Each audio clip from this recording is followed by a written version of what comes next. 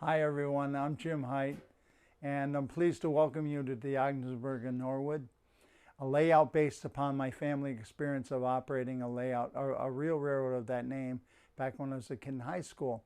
So the layout is an HO scale. It's a large double-deck layout, and the main line extends over 400 feet. It takes 20 real minutes to run from point to point at a prototypical speed. But we've been building this layout now for the better part of 30 years, and I have a dedicated group of friends that come down every Tuesday night. Most of it is completed. We have JMRI, computer access, Digitrax control, and the layout is not completed. There's still some scenery work and work being done on it. And you'll probably see it along the way, but I couldn't be more pleased with what we have here and the friends that I have working on it. So I'm glad you're here. Let's take a ride on the O&N.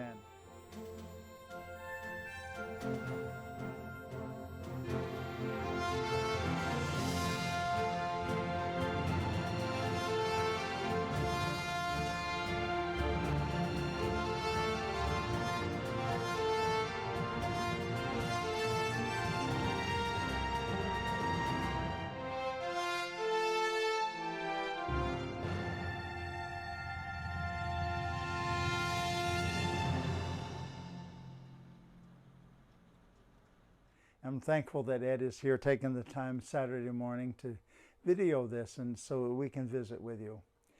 So if you're ready to go, how about a little bit of the background of the Ogdensburg and Norwood, which was a real railroad operated by my family when I was a kid in high school, 1967 to 1972.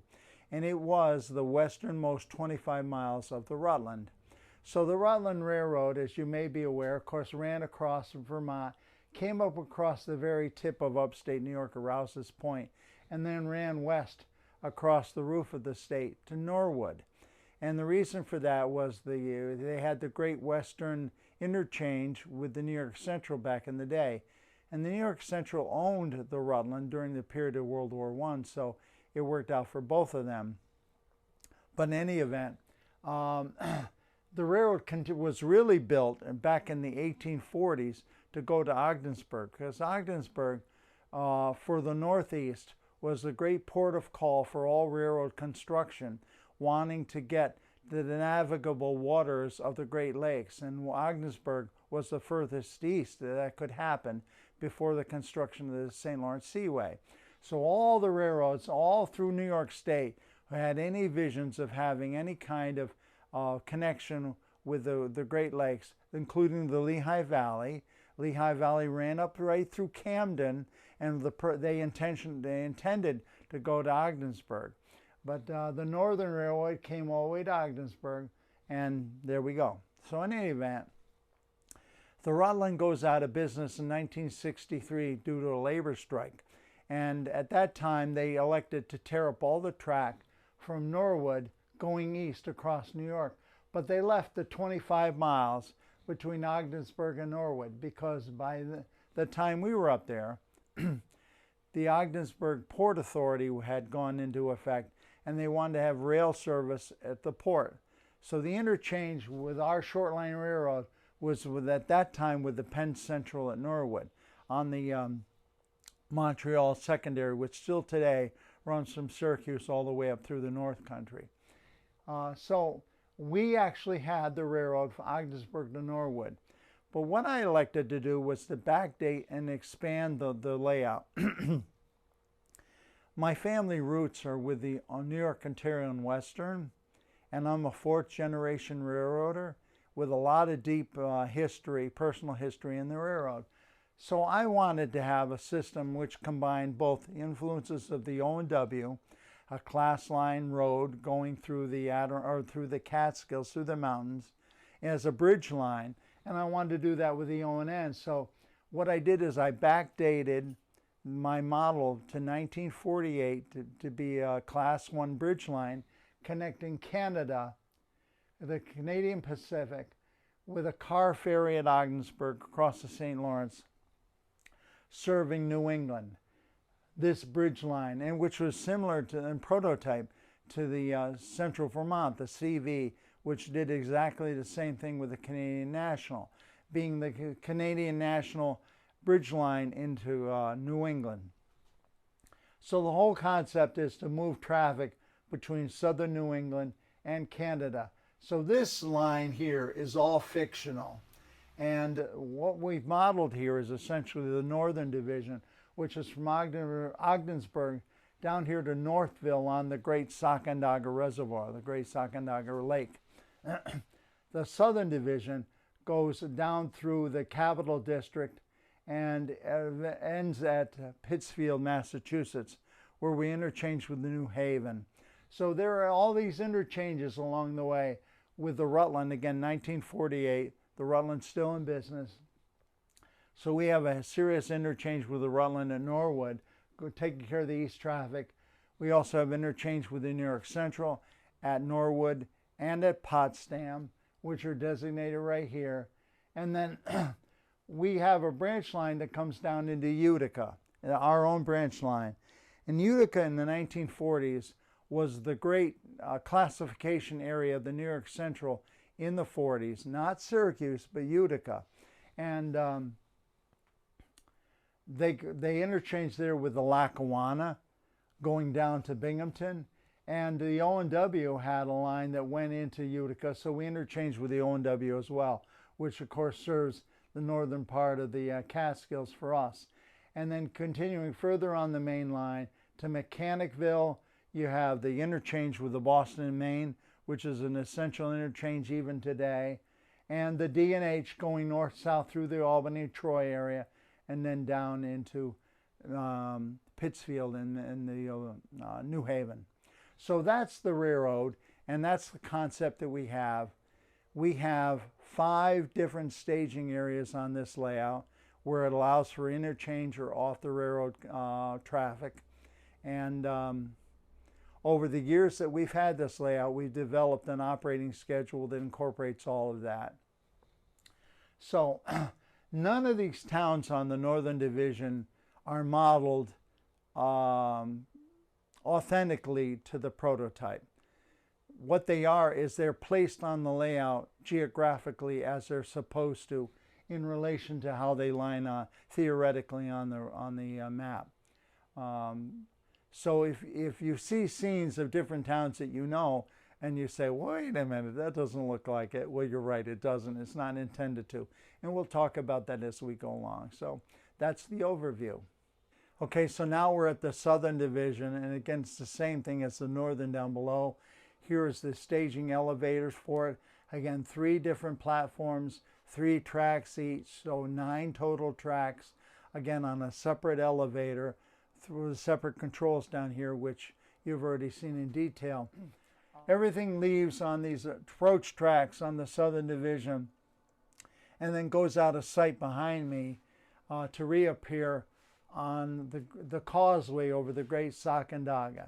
Now, talking about Ogdensburg, maybe I better turn. So Canada, and there was, by the way, there was a car ferry across the St. Lawrence at Ogdensburg, but it was not operated by the Rutland, it was operated by the New York Central.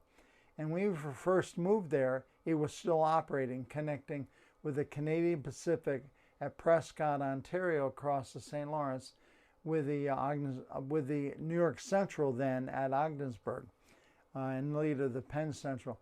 But that the dock at Ogdensburg mysteriously burned in the late 60s, so it ended that operation. But in any event, because of that reality on a different railroad, I introduced that concept into the operation of this railroad. So here is the harbor area of St. Lawrence, and in the distance, maybe you can see what we're representing as Canada in the distance across the water. And then all of a sudden, the trains appear off of a staging yard, which is out of sight, and behind the backside of the marine terminal, and come out here in the industrial area of Ogdensburg. Now again, all of this is fictional. None of this actually existed, with the exception of the grain elevator, which is in the very deep corner down here at Ogdensburg, which you may or may not be able to see. Ed may pick that up later. We did have a grain elevator just like that on the railroad, which was not in service when we ran it back in the late 60s. The ore dock is fictional. However, iron ore was commercially mined in the Adirondacks up through the 1950s. So I decided just to introduce that as another option for operation. We've yet to complete the bridge connecting it, but we'll get some close-ups later of the approach tracks to the ore dock as opposed to the tracks down on the river level serving the community. And anyway, that's Ogdensburg in terms of its industrial section. We're looking at downtown Ogdensburg, again, all fictional, none of it's real, sort of. First of all, here is the Walthers Ford headquarters building, and we use it for the headquarters and the station at Ogdensburg and the railroad headquarters. And the plan is, of course, to build in the passenger platforms underneath the station. Hopefully we'll get to that relatively soon. But all of the buildings in Ogdensburg that are lighted have sockets, one form or another. And you can see the socket there. When I said none of these are authentic, that's not quite true. What I tried to do in all these communities is to do the research for historically the real businesses and industries that could have served the line, or the line could have served them.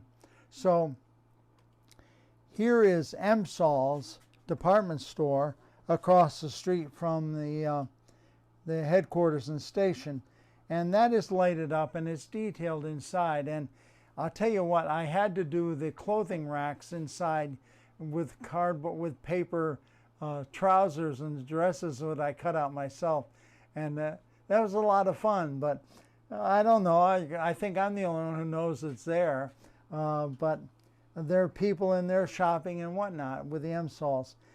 Charlie Albee built and detailed Phillips Diner, which is up here on the corner, a real business that Maribeth and I have frequented over the years and goes back many decades in Ogdensburg. And some of the other buildings is the same. So that's the downtown area. I want to go back into the industrial, which I'm still working on, you can tell. We are still working on.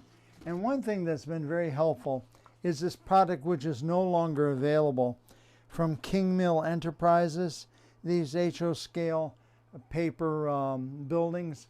We cut them out, glued them onto cardstock or foam core, either one, cut out the windows, and found the Tishy matching windows for the size of the holes. And one of the great things about Tishy is they have that kind of detailed dimension in their doors and their window castings. So Don Andrews is the one who built this building here, and it's lighted from behind. But again, being basically a backdrop building, it's not intended to be highly detailed, but a lot of these buildings along the back of the backdrop, hiding the elevated approach to the ore dock, are King Mill Enterprises cardboard fascia pieces that we put onto cardstock. And again, we're still working in this area, and I'm very happy the way that it's coming. It's a slow process, but it's coming. A large part of the traffic on the Ogdensburg and Norwood is coal traffic to Canada. So this is an empty coal train heading south out of Ogdensburg back to interchanges with the coal-producing connecting lines down in Pennsylvania. We're looking at the transition from the elevators to the rest of the layout. The upper deck has this spline lattice with homosote and homo bed construction, which is suspended from the suspended ceiling. And I wanted to show this to give you an idea of how sturdy this is and the fact that it was the wisdom with me having no hair to protect my scalp by putting on this foam on the edge. And I couldn't be more pleased. It was a two-part article in 2 issues in 1970 model railroader that introduced spline lattice, and I've loved it. Other layouts in the area have used it as well. The bottom level has this swing bridge, allowing access to the power systems and also the lighting area. And the swing bridge fits right in here. And so it has limit switches cut off, which just kills the power on either approach, so you don't have a DCC locomotive going onto the floor. And that's the reason for this red LED to say that the system is open. And closing it, it closes the switches, closes the circuit, so now it's safe to run over the layout. The next town out of Ogdensburg going south is Lisbon. And Lisbon is the town where my wife Maribeth Seaman and I both went to high school. We're high school classmates 50 years ago. Lisbon is, you can see, is still under construction, and it's the only part of the layout that has its track pattern almost authentic to the real track pattern in real Lisbon. So we're still working on that. I do want to share quickly that Maribeth was the only person that's still alive that has ridden in the caboose with me on the Ogdensburg and Norwood all those years ago, 50 years ago.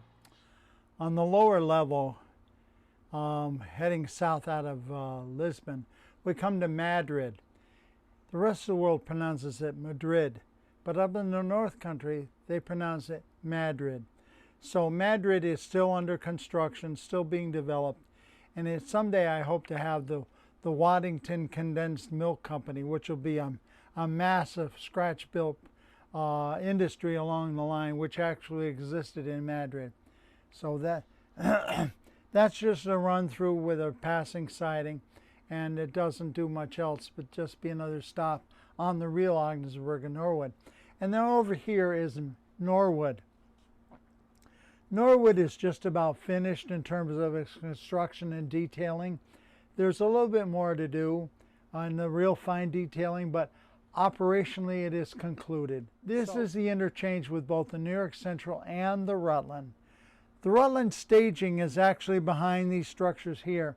And to be honest, I was kind of short-sighted in the design of the layout and had a real struggle to figure out how am I going to put staging into this layout that's already built. So what we did is we added just 2 tracks, which are hidden by these structures along here, being the Rutland, coming out of Vermont. And all of a sudden, it appears down here. Now, I'm hoping that you can follow me visually down here. These buildings in the front were designed and placed specifically to hide the fact that a train is coming out of buildings behind it. You don't want to see this hole on the end of buildings, or at least I didn't. So these are actually view blocks, which hide the eye from seeing the train coming all of a sudden into view. And Ed O'Rourke is the one who built these for me on my specifications. I'm very thankful for his work.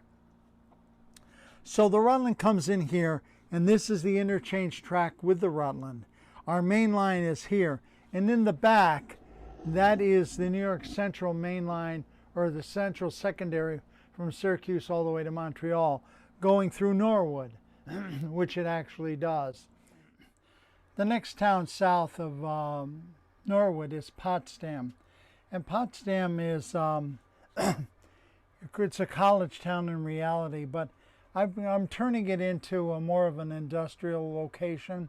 It's still under construction and development with a yard which handles the interchange with the New York Central. This is the spot on the layout where the real New York Central interchange occurs on the layout with the O&N. Excuse me. So when you get down here further, you'll see that there is a 3-story structure being built which is a union station between the O&N and the New York Central. And then hopefully the day will come when the Central will come out on an elevated bridge over the Potsdam Yard. And I have envisioned it's going to be a really extraordinary scene. Excuse me. On my right, coming out of Potsdam, the grade actually starts going into the Adirondacks. And right here at the base is where things begin to happen.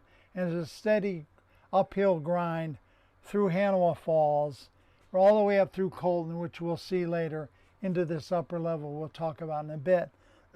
Excuse me. The vision is to have pusher service by steam locomotives, starting at Potsdam and ending up here at Blue Mountain Lake on the upper level, which we'll talk about shortly. Hanawa Falls is significant in so far as, again, this whole thing is fictional, but deep in my personal family history, down in the Catskills of the O&W, is Liberty and Liberty Falls, which was renamed as Ferndale after my grandmother. My great-grandfather was the station agent at Liberty Falls, and he was told by the railroad to change the name of the town. So he told my grandmother when she was a little girl, if you're not a good little girl, I'm going to name this town after you. And that's exactly what he did. So today it's Ferndale, and you drive on 17, which is what, Interstate 86, and the next exit below Liberty is Ferndale, named after my grandmother. So the trestle over Ferndale was very similar to the trestle that's here in Hanawa Falls. And the station, which is at Hanawa Falls, is not similar to the one that was in Ferndale, but it's situated in the right place compared to this trestle, which Ferndale Station, where my great-grandfather was, in relation to the Ferndale trestle. So it took us 3 weeks of Tuesday nights to install this trestle. And I modified this from microengineering kits before they made the commercially available extension to the towers. I did all that myself upstairs, brought it down in sections, and this whole story about how we did this with a bucket brigade of little cups of plaster from the main room into here, by a bunch of guys pouring plaster to secure the footings for this trestle. Is one of the great times we had down here. When I first built this layout, we were using small handheld walkie-talkies to talk to the dispatcher, but as the time is 1948, we elected to make the change to make it prototypical, which is using phones. So the way it works is station agents, not the locomotive operators, but agents at the stations, call into the dispatcher to place the passing of the trains so they can be marked OS or on sheet. And that's what these phones at different locations do. So this phone handles both Colton and Tupper, which we'll talk about shortly. On the lower level, after we've left Hanawa Falls and going over the trestle, again heading south on the railroad, we're coming into Colton. And Colton is just a stop on the railroad, serving different industries in the town. But the nice thing about it is because the basement wall is set in, it allows us to do the more detailed modeling in the community, including some industries. A particular nice part of Colton is the milk trains. And when we switch the milk trains, right here's the creamery, and it's a nice challenge for the milk trains in the evening, delivering the empties up from New York City into the creamery, and of course first thing in the morning, taking the loads out and heading them to New York. And there's some good switching on those trains, those local trains. So that's Colton.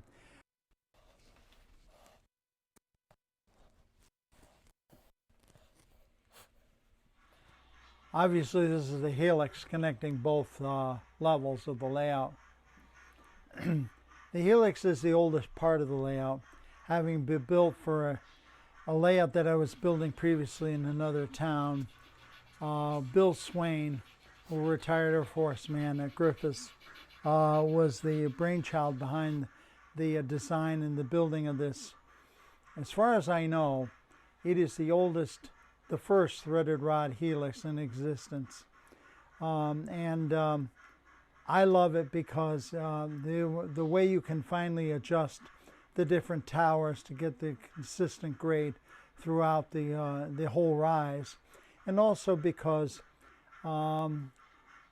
if you did it in wood, unless you sealed it, it's not subject to humidity variations down here in the basement.